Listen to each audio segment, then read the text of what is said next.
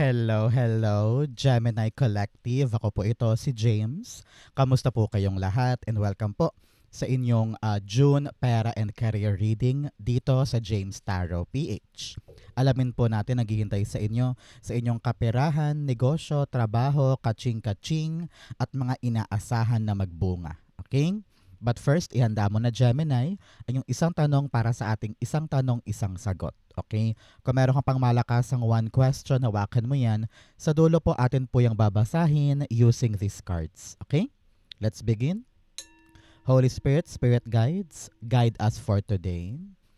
So inhale and exhale your cards for the month. Wow! Nice. Siya nga pala mga mahal kong Gemini, maraming salamat po sa lahat ng mga hindi nag-i-skip ng ads, nagla-like, nagko-comment, at patuloy pong sumusuporta sa atin every time po na meron tayong libreng reading para po sa inyo. Okay? Thank you. And thank you rin po sa ating mga new subscribers. Hello po, welcome po sa ating channel. So thank you po for your support, for not skipping the ads. Siya nga pala, happy birthday sa mga nag-celebrate po for today. Naway magkaroon kayo ng magandang celebration and happy memories with your loved ones this time. Mag-wish ka na dahil birthday mo to, season mo to, mag-wish ka na. Okay? So, in the background of your reading, you have the Devil card. Okay? Kitang-kita ko dito, Gemini, yung pagkalas mo. No? Pagkalas mo sa mga bagay na alam mong nagpapaliit sa'yo. Halimbawa, meron kang mga bibitawan na ng mga sistema, mga routine, meron ka nang iiwanan na trabaho o project o kaya lugar kasi sabi mo, naku, hindi ako aasenso dito. Naku, parang mali ata tong ginagawa ko. Naku, parang mali ata tong pinasok ko. Meron kang mga pag-release. Pagkawala doon sa mga bagay na akala mo makakatulong sa iyong pera and career pero yun pala hindi. Nakita ko rin dito maaaring mga toxic people ito, halimbawa sa work, no? Na-realize mo na itong mga kasamahan mo sa work ay puro drama, puro conflict, puro chismisan. Parang sabi mo, ayoko nang sumama sa mga yan, hindi productive. Tapos mag-focus ka na lamang doon sa gagawin mo. Parang ayaw mo ng maantala, ayaw mo na ng mga panggulo, ayaw mo na ng minamaliit ka or kinukulong ka sa isang sistema na parang feeling mo, it's not for me. So ngayon lalaya ka dyan at meron ka ng malaking pagkakataon para kumubra and also magawa talaga yung gusto mo. Okay? Congrats po. So, in your core energy, meron kang the Knight of Cups. Okay? Sabi dito ng iyong spirit guides, napakaswerte mo, makinig ka, may darating sa iyong bagong pagkakataon. And your spirit guides are wanting you, actually demanding you to prepare. Halimbawa, may darating bigla na interview or may darating bigla na customer, may darating bigla na supplier. No, parang kailangan lagi kang ready. Ready to give your service, ready to give your PowerPoint, ready for the interview. Dapat yung damit na yan lagi nakaplansya. Parang ganun eh. Kailangan handang-handa ka sa mga paparating nang sa ganun, makuha mo agad. Wag na wag mong mamaliitin ang iyong sarili dahil kung ano man tong darating para sa'yo, ito na yung pupuno dun sa parang disyerto na feeling mo eh. So, fill your heart with excitement, with joy, walang alinlangan, walang takot, maganda to. Okay? Knight of Cups, the Four of Pentacles. Yes. Sabi dito, buksan mo ang sarili mo. Tingnan mo dito, niyakap niyang mabuti yung kanyang sarili. Sinasabi niya na ayokong gumalaw, ayokong magbukas, ayokong kumilos, baka mag-fail. Pero heto ka inaabot mo yung puso mo. Sabi mo, sige, gagawin ko yan. Ilalaan ko yung puso ko dyan. Ilalaan ko yung sarili ko dyan. Kung ano man tong kinakatakutan mo na endeavor or opportunity or responsibility, sabi dito, open yourself. Para nang sa ganon, makita mo kung ano yung para sa'yo. Sabi dito, huwag ka masyadong playing safe. Yan ang problema mo minsan, kaya hindi lumalago or umaasenso ang career or pera dahil playing safe ka. So panahon to be adventurous, open yourself para makita mo kung ano yung swak para sa'yo. Okay? So mga mahal kong Gemini, syempre ano mo ngayon, season mo ngayon, 'di ba? So ilapag mo na yung pera and career wishes mo. Naku, mag-wish ka na diyan, isulat mo na kapag gino-journal sa comment section, natutupad. So comment down below, be specific para alam ni universe kung ano ba talaga ang gusto mo. Okay? In the area of what you need to focus on, meron po kayong the world card. Okay? Going out of your shell. Huwag ka nang papakadena. Nako, yung pagiging mahiyain mo, yung pagiging matatakutin mo, takot kang makipag-usap, takot kang lakarin, takot kang humarap. Kailangan buwagin mo yan. Stepping out of your shell is your key to success. Kapag medyo kinakatakutan mo, parang sabi dito, mas lalo atang dapat mong gawin. The more you fear, the more you need to do it.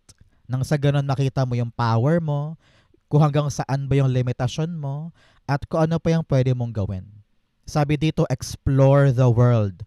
The world is so big para magpahakulong ka lang sa limitadong space na yan.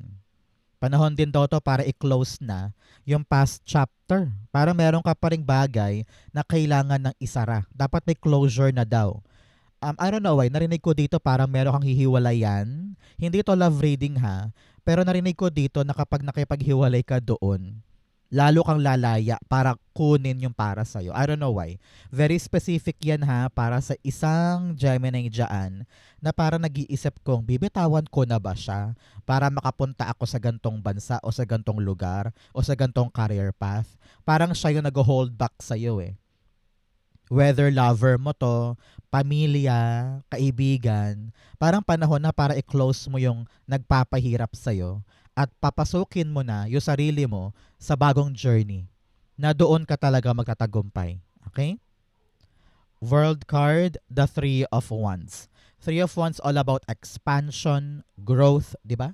So panahon to para sumuong ka sa mga unfamiliar territory, unfamiliar journey na bagong-bago sa'yo pero excited ka dahil alam mong dito ka maaaring umunlad. Both cards are telling me na parang meron kang biyahe this time. Either pupunta ka sa gantong lugar para asikasuhin yung dokumento or lilipat ka ng ibang bansa or meron kang transfer sa ibang kumpanya, parang ganyan. Kung ano naman tong movement na ito, makakatulong to para sa'yo. Fresh start, fresh place, fresh money, and also fresh way para umunlad. Okay? So, mga Gemini, lapag-lapag ng mga anong ginagawa mo today? Kamusta po kayo? Anong pinagkakaabalahan mo while watching this video? Ikaw ba'y nagluluto? Ikaw ba'y ready ng matulog? Or nag-exercise? Comment down below. In the area of what you need, meron kang temperance card. Ang kailangan mo ngayon, pasensya. Pasensya, pasensya, pasensya. Lahat ng bagay na bibitawan mo at sisimulan mo na bago, kailangan dito malawak ang pang-intindi mo, mahabang-mahaba ang pasensya mo dahil hindi to instant. Okay? Kailangan to ng masusing pagtahak doon sa journey, sa proseso. No? Halimbawa, meron kang mga pinipilahang dokumento or permits or credentials or mga legal things, kailangan talaga dadaanan mo yung proseso. Walang shortcut, walang pagkainip, walang bitawan, kumbaga. Narinig ko rin dito, kailangan daw, matuto kang makipagkompromiso. Hindi pwedeng gusto ko lang tama, tapos hindi ako makikinig sa opinion niya. Kailangan matuto kang makipag-compromise to come up on a better way, on a better outcome, on a better solution. Okay? Kung sino man yung kausap mo, dapat payapa kayong dalawa, meron kayong harmonious relationship, and may kompromiso on both ends para ma-plansya lahat. Okay? Temperance card, the Two of Cups. Yes. Kung sino man tong kausap mo na to, kita-kita ko kanina, kung meron ka mang negotiation, agreement, bagong kontrata, or contract renewal, or meron kang interview or training, kailangan talaga masipag ka dyan.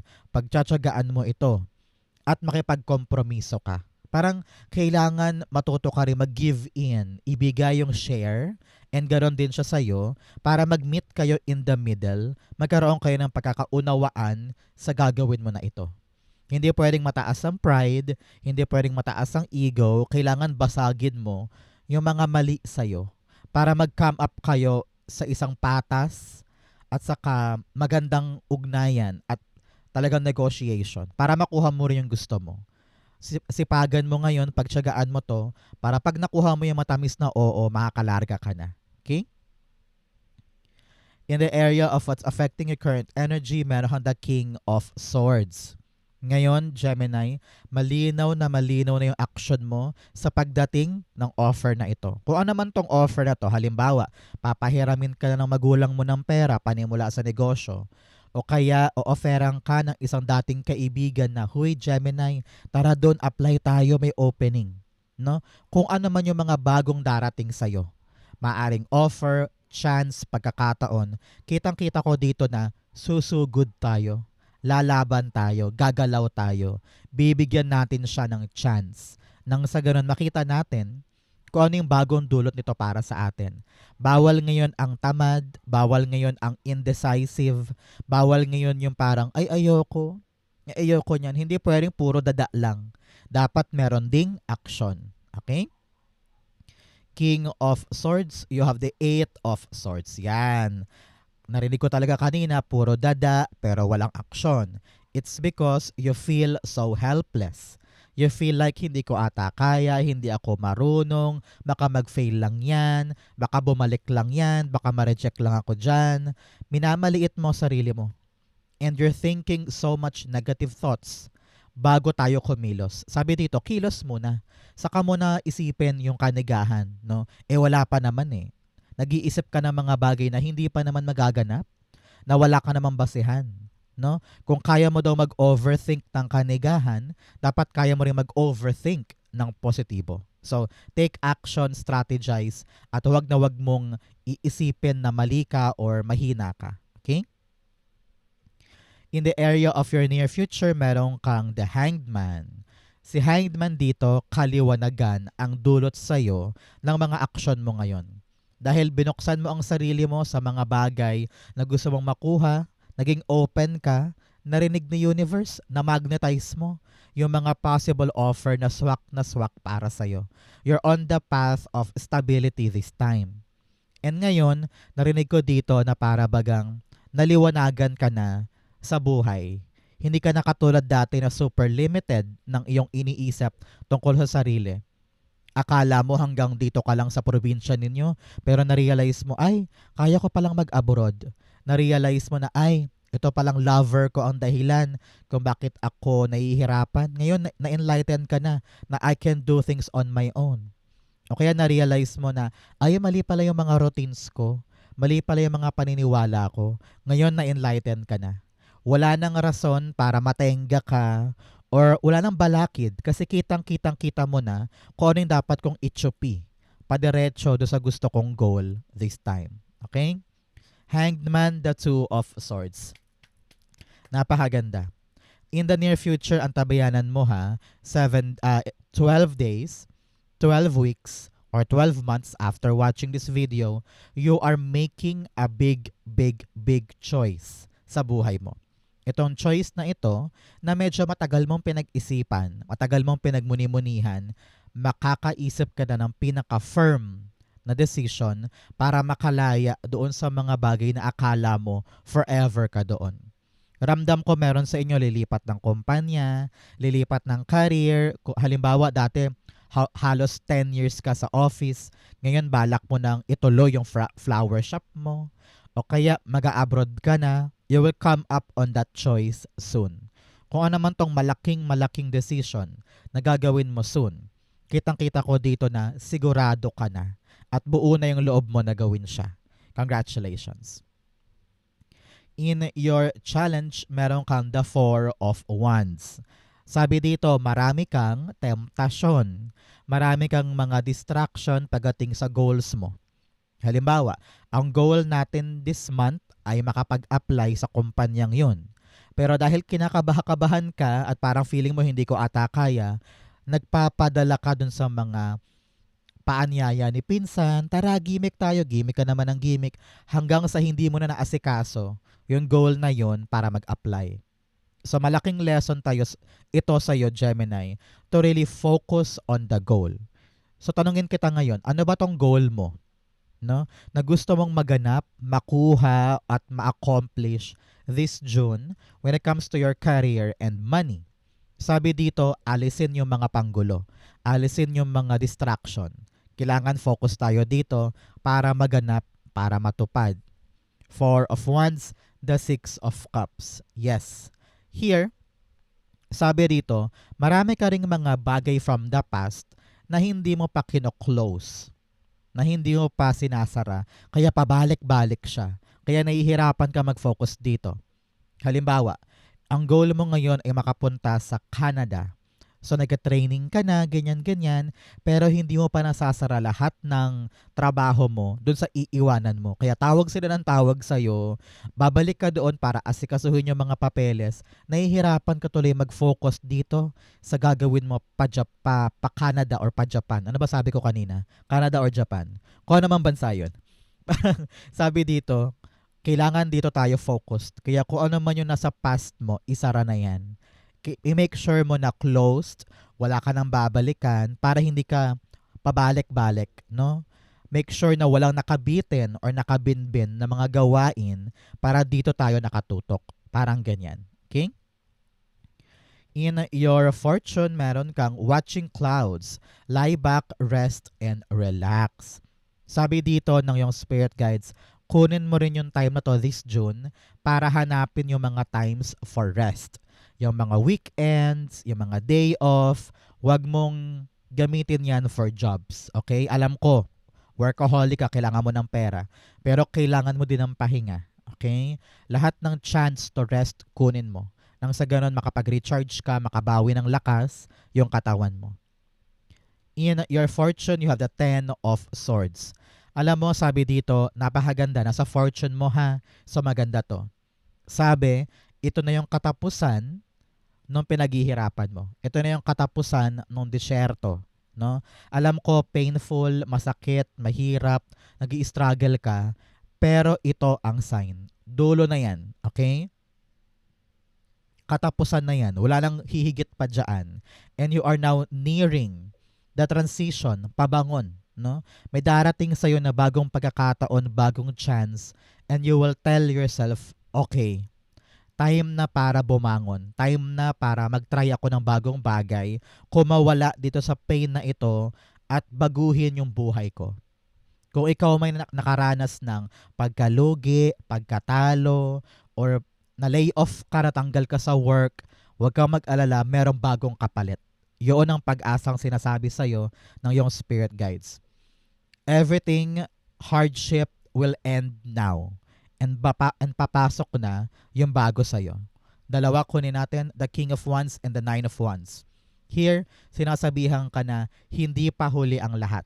May chance ka pa na bumawi. Sa ngayon, tapangan mo ang sarili mo, makakabuo ka daw ng isang magandang plano, at yung planong yan, bigyan mo ng confidence, and subok tayo. May bago pa tayong itatry na magpapabangon sa'yo. Okay? Congrats po. A new chance, new hope. Maging matapang ka lang, maging hopeful ka lang, mapapasayo yan. Okay? In your divine messages, you have nothing is yet set in stone. Walang nakataga sa bato. Kaya kung naghihirap ka ngayon, magbabago yan. Kung ikaw ay nag-struggle ngayon, nako, it will change for the better. Huwag mo laging isipin na forever ka dito. No. May chance ka pa para makabawi. Okay? In your divine messages, meron kang justice card. Yes, babawi na sa'yo si kapalaran ngayon. May hustisyang dumadapo sa'yo. No? Parang kung ano naman yung mga pinagkait noon, ngayon may chance ka na para bawiin, para aksyonan, para ikaw naman ang makabawi, ikaw naman ang manalo. Ito ay hustisya ng kapalaran. Kaya good for you. Pinapayuhan ka dito, Gemini, kung meron kang mga kontrata, negotiation, agreement, basahing mabuti, kalkalin mabuti, mag-research ka, alamin mo ang totoo bago ka papasok or bago ka oo sa bagay na yan. Para nang sa ganon, alam mo yung pinapasok mo.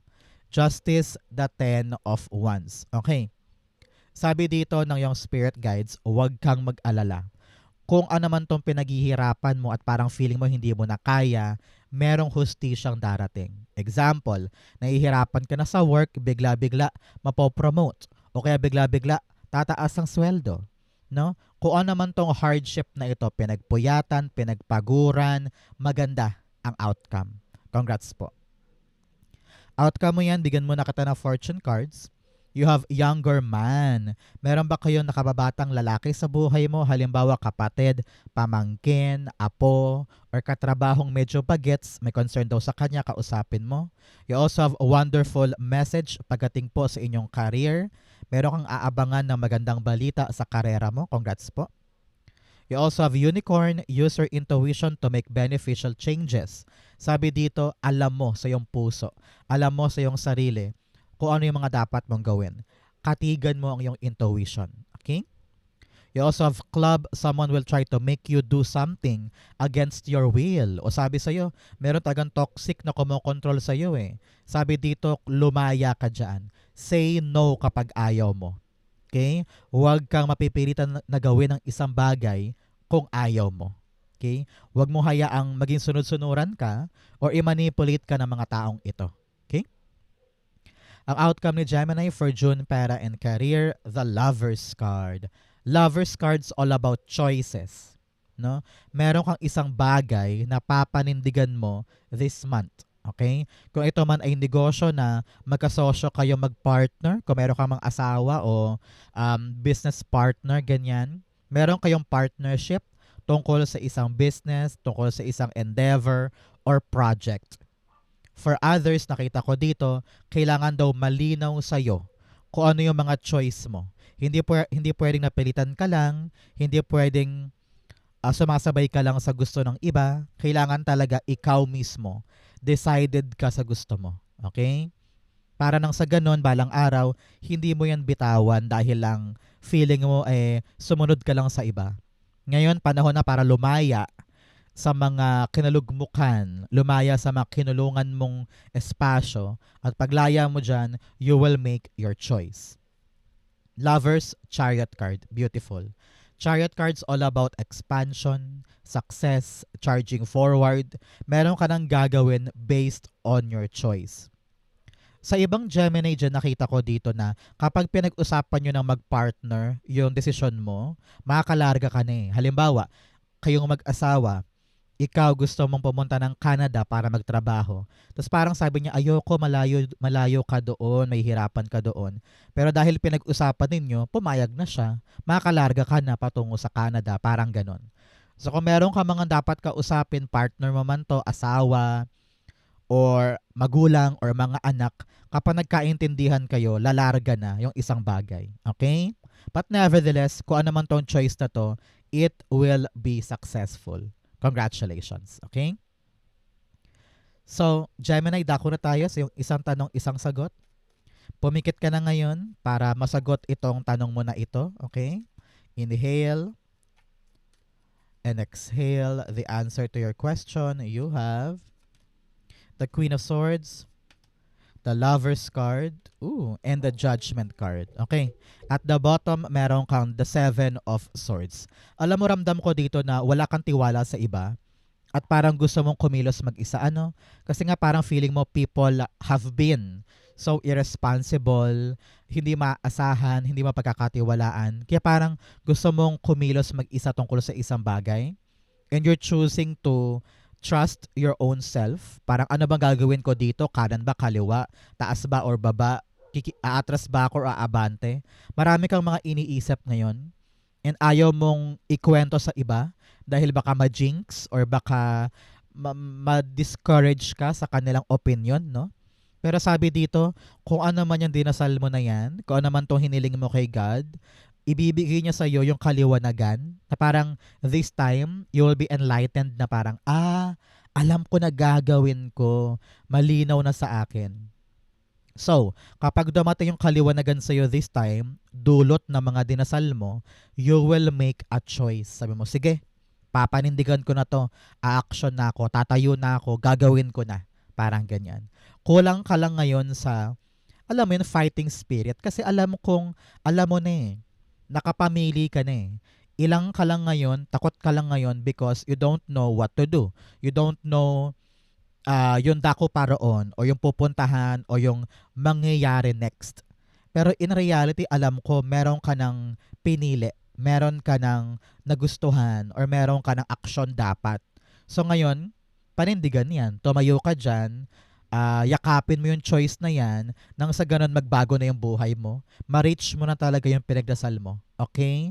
Huwag nang umiwas dito. Ito na yung right time para asikasuhin yan, piliin yan, nang sa ganun maganap na yung calling sa'yo. Alam kong alam mo kung ano yung calling sa'yo and embrace it. Let God show you kung ano talaga yung para sa'yo this time. And nakita ko dito meron kang mga bagong strategy, mga bagong paraan, umiisip ka ng mga makabagong ideas, no? And this time around, maganda to para sa'yo. Okay? Kung naghihintay ka ng yes or no, the answer is yes. This will be a good time for something new, for rebirth, and for a clear future na mag-uugat sa yung choices. Congrats po. Okay? So Gemini, ito po ang isang tanong, isang sagot. Ganon din po ang yung June, pera, and career. Saan po kayo nakaresonate? Comment below, basahin ko po yan. Thank you, Holy Spirit, Spirit Guides, for the clarity and messages. Thank you po for watching hanggang dulo. I love you. This has been James for James Taro PH. God bless everybody.